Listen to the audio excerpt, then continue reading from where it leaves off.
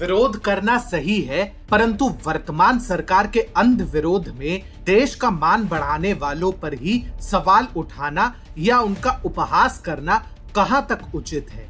जवानों ने दुश्मन के घर में घुसकर हमला किया, तब भी वे सवाल उठा रहे थे, उनको साक्ष्य चाहिए थे।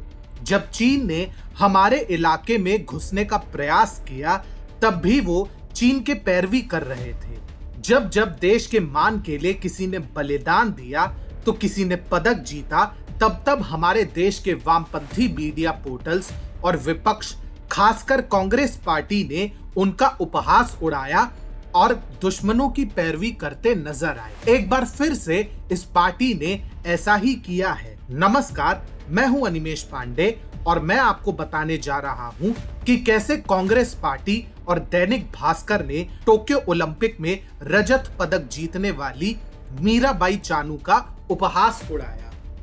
विरोध में कोई किस हद तक जा सकता है, ये आप कांग्रेस से सीख सकते हैं। जिस पार्टी ने अंध विरोध में गलवान घाटी की झड़प में शत्रु देश चीन की पैरवी की हो, उससे नैतिकता की आशा करना ही बेकार है। अब अपने अंध विरोध में कांग्रेस ने नीचता की पराकाष्ठा को पार करते हुए हाल के दिनों में विवादों से घिरे अखबार दैनिक भास्कर के एक अपमानजनक कार्टून को बढ़ावा दिया, जो टोक्यो ओलंपिक में भारत को पदक जिताने वाली भारोत्तोलक साइखोम मीराबाई चानू और उनके उपलब्धियों का उपहास उड़ा रही थी। दरअसल दैनिक भास्कर ने वेट लिफ्टिंग से जुड़ा एक कार्टून शेयर किया था, जिसमें बबल में लिखा था, प्रैक्टिस के लिए वजन बढ़ाना पड़ेगा, अगली बार गोल्ड लाना है। इसके साथ ही वेट लिफ्टिंग से जुड़ी एक लाइन भी थी, जिसका सीधा निशाना और कोई नहीं, टोक्यो ओलंपिक में भारत को रजत पदक जिताने वाली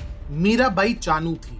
इसी पोस्ट को कांग्रेस के प्रमुख प्रवक्ता रणदीप सुरजेवाला ने मोदी सरकार को पेट्रोल के बढ़ते दामों पर घेरने के लिए दैनिक भास्कर का बेहद अपमानजनक और घटिया कार्टून रीट्वीट किया और शीर्षक दिया, महंगाई मार गई। इसके बाद सोशल मीडिया पर दैनिक भास्कर और कांग्रेस को लोगों ने आड़े हाथों लेना शुरू कर दिया। देश का मान बढ़ाने वाली महिला के प्रदर्शन को लेकर दैनिक भास्कर द्वारा किए गए तंज को लोगों ने देश का गौरव बढ़ाने वाली महिला का अपमान कहा। बता दें कि टोक्यो ओलंपिक के पहले ही दिन महिला भारोत्तोलन के 49 किलो वर्ग में मीराबाई चानू ने 202 किलो का भार उठाकर रजत पदक प्राप्त किया। इसके साथ ही उन्होंने ओलंपिक भारोत्तोलन में भारत का 21 वर्ष का पदक का सूखा भी खत्म किया। आखिरी बार इसी स्पर्धा में भारत ने सिडनी ओलंपिक 2000 में इतिहास रचा था। तब विश्व चैंपियन विजेता एवं एशियन गेम्स में रजत पदक प्राप्त करने वाली कर्णम मल्लेश्वरी ने 69 किलो वर्ग में कांस्य पदक प्राप्त करने वाली भारत की पहली महिला बनी थी। कर्णम मल्लेश्वरी की भांति मीराबाई चानू ने भी 2017 में विश्व चैंपियनशिप में स्वर्ण पदक जीता और फिर टोक्यो ओलंपिक में कर्णम से एक कदम आगे बढ़कर अपने वर्ग में रजत पदक प्राप्त किया।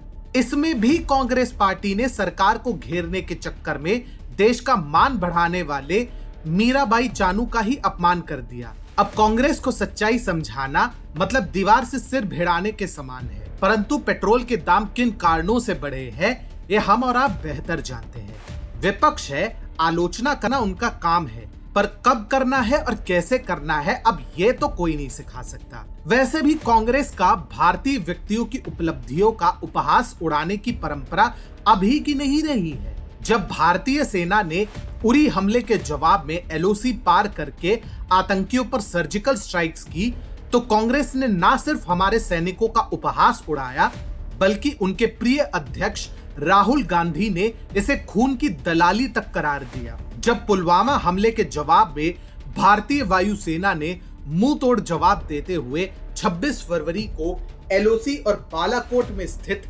जैश ए मोहम्मद एवं लश्कर के आतंकी शिविर हवाई हमले में नष्ट किए, तो इसी कांग्रेस ने फिर से भारतीय सैनिकों के शौर्य का उपहास उड़ाया और उनके पराक्रम का सबूत भी मांगा। ऐसे में कांग्रेस का वर्तमान व्यवहार आश्चर्यचकित नहीं करता है, परंतु ये सिद्ध अवश्य करता है कि भाजपा के विरोध में वह किस स्तर तक नीचे जा सकती है।